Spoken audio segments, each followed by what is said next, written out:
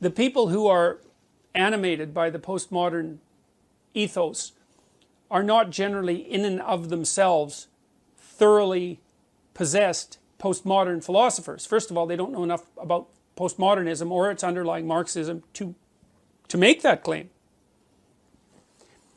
Imagine that the philosophy has an impetus, it has a core tendency to move in a given direction as a body of ideas, a coherent body of ideas.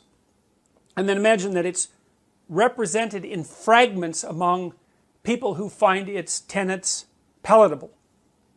So most student radicals, for example, are not 100% committed postmodernists. They're probably only like 10% committed postmodernist. When they're not being foolish with their mob, they're out being normal people. But you get a mob together that's animated by that postmodern ethos, then the collective spirit that animates the mob has that power-seeking proclivity and that antipathy towards Western ideals that we've been discussing. I think it's what makes that different, let's say, from what was happening in the Soviet Union at the beginning of the Russian Revolution, is that there was a organized group of conspirators, Lenin at the head, whose goal was to overthrow the monarchy and to seize power. And that isn't what's happening here. There isn't an organized group of people who are getting together and saying, well, you're going to lead the assault on Western civilization and we're going to produce a new government out of the ruins. It's nothing that explicit and articulated, but the end result is much the same. And it's happening, well, I think it's already demolished the universities.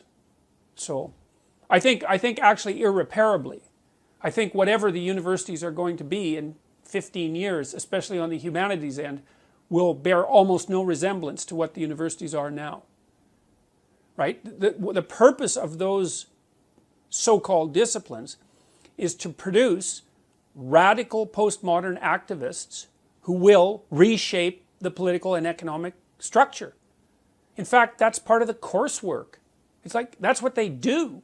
The discipline isn't based on the acquisition of abstract knowledge. They're activist disciplines. And, you know, I use women's studies as the core example because I think it's most obvious with women's studies, although all the ethnic gender studies, pseudo-disciplines that have emerged in the universities over the last 30 years are all bastard children of exactly the same enterprise.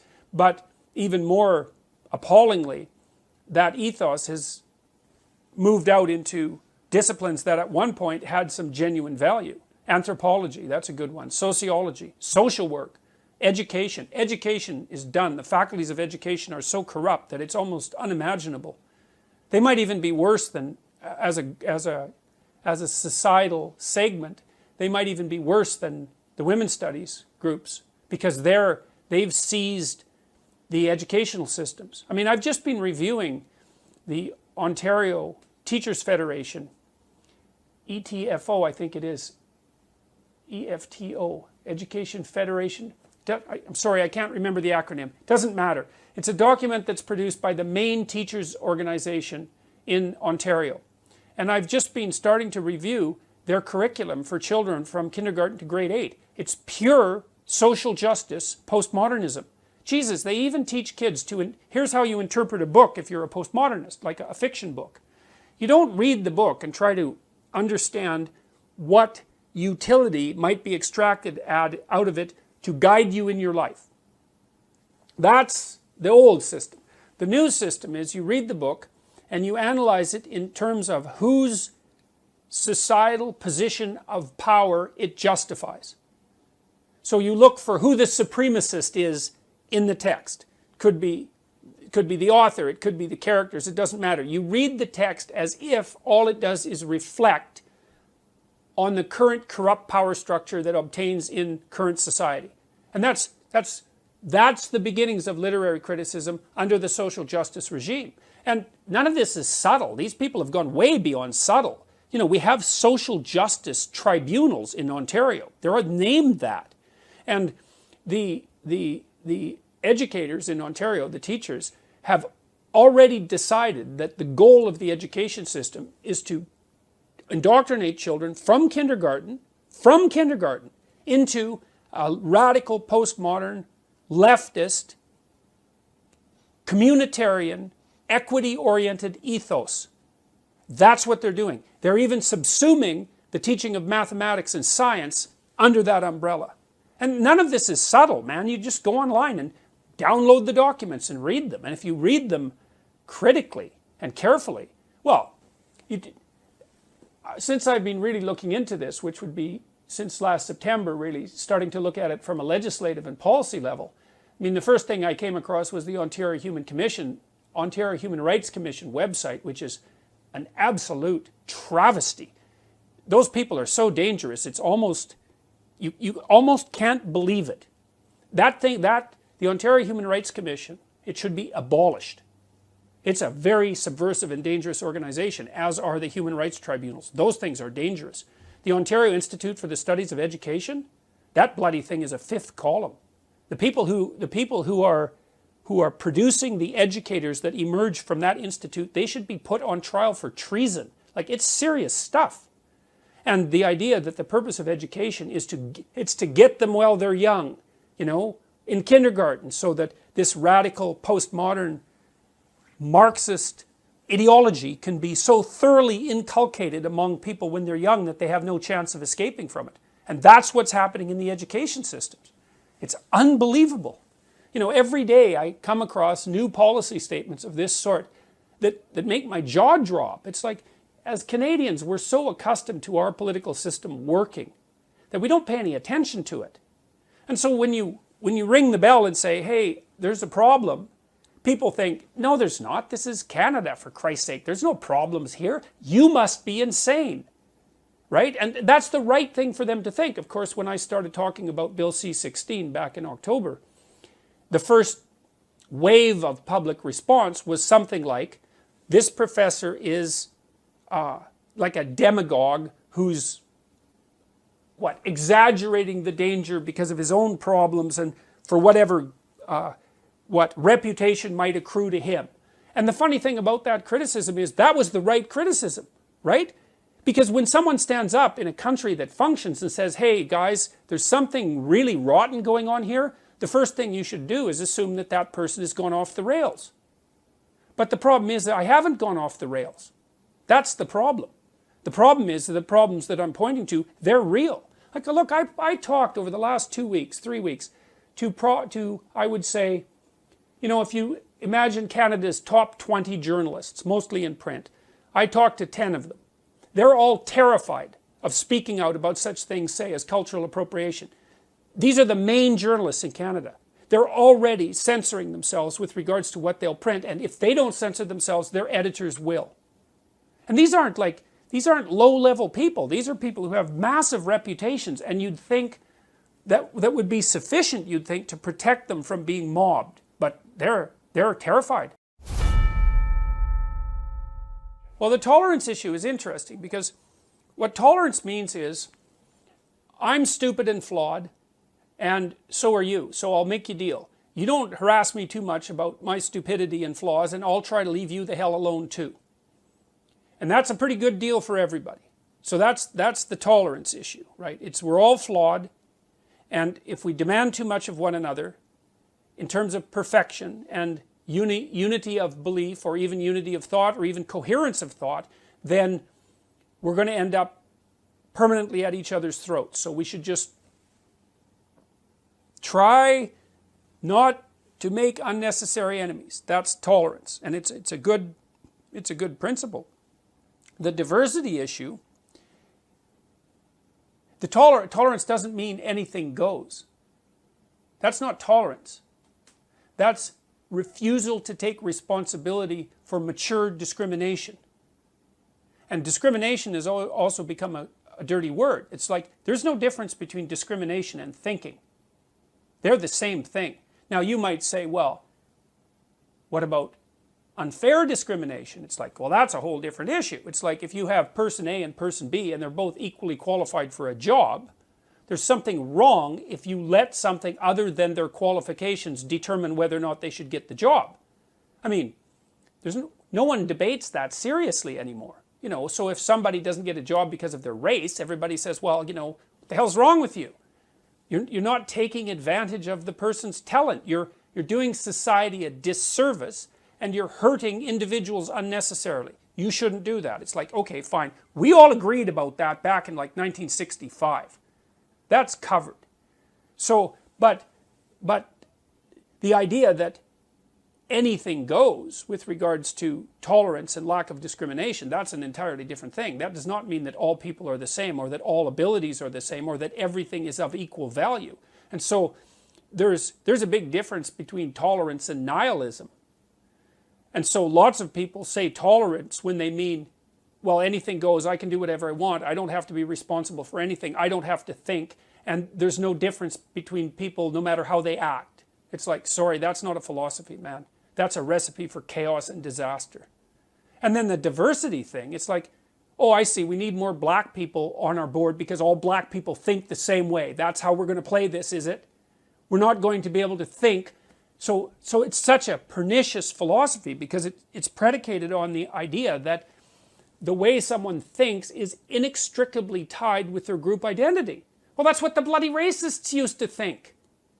You know, well, no, we're not going to invite, let's say, Iranians into our culture because all those Iranians think the same way.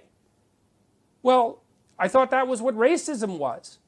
And so the idea that unless you have your bloody board of governors, say, or the middle strata of your organization arranged so that every single group has equitable representation, you don't get a diverse range of opinions. It's so, first of all, that's just technically wrong because it isn't racial and ethnic and gender diversity that gives you diverse opinions. That's just an idiotic, that's just a, I don't know how you could be, I can't understand how you could be so uninformed historically and technically that that argument would make sense to you. But apart from that, it's clearly, see, the bloody postmodernists, they're always criticizing what they call biological essentialism. So if I say, well, look, you know, on average women have a different set of interests than men, which they do, by the way, and that's not sociocultural. They say, well, that's biological essentialism. That's wrong. But then when it comes to race, they're perfectly willing to say, oh, well, you have to have an equitable representation of all the different races because otherwise you won't get the proper diversity of opinions. It's like, well, hold on a sec. Is race a biological construct? And you don't get the bloody diverse opinions without them emerging from this underlying biological construct? How is that not biological essentialism? And it's biological essentialism of the worst type. Having said all that, I would also caution people against making the assumption that what the radical postmodernists say they're after has anything to do with what they're actually after. Because they're not after equity. They're not after tolerance. They're not anybody's friend. Not at all. They're power. They're after power. And that's it. And they use all this compassion language, which is like, you just have to scratch the surface of that and you find out how fast that vanishes. They use all this compassion language and I'm on the side of the oppressed, all of that posturing. It does nothing but mask the underlying drive to power.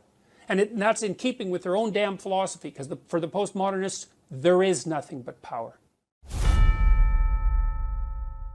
A very small proportion of extremely radical people have managed to grip the steering mechanisms of our large-scale social structures. It's like, were we asleep? And the answer is, yeah. That you fall asleep when things are too good for too long. So it's time to wake up, man. It's time to notice that the liberals that we're electing are not liberals. They're not even socialists. They're way the hell to the left of that. And so how did that happen? No one expected that. Oh yeah, that wasn't real communism. Yeah, we've seen a great example of that in Venezuela, where they put everybody on the kind of weight loss plan that's made the average citizen lose 20 pounds.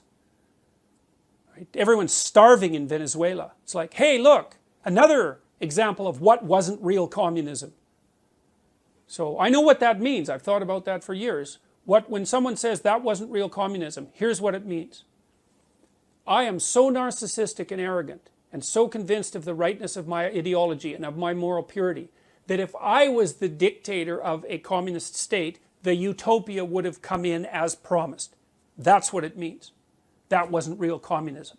That's what that means. So when anyone ever says that, you think, oh boy, I've got your number now. I know what you think of yourself. You think that had you been Stalin, that there wouldn't have been so much blood.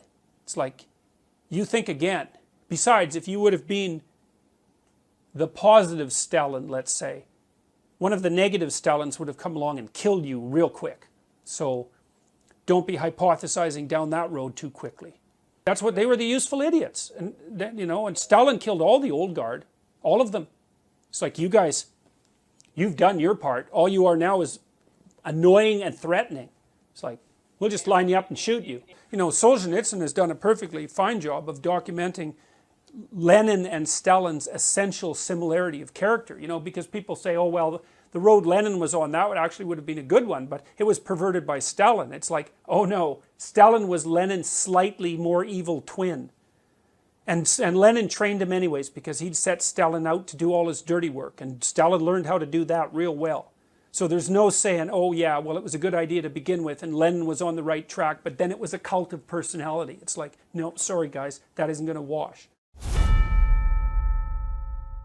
But there's an idea that emerged in the West, and the idea is that the state is regulated by the ethic of the individual.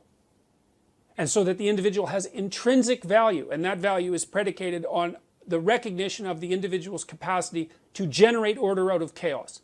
And that's the identity with God that was implanted, so to speak, in human beings at the beginning of time, according to our founding, let's call them mythologies.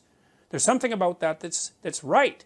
Now, if we lose that, we're going to suffer for it, man.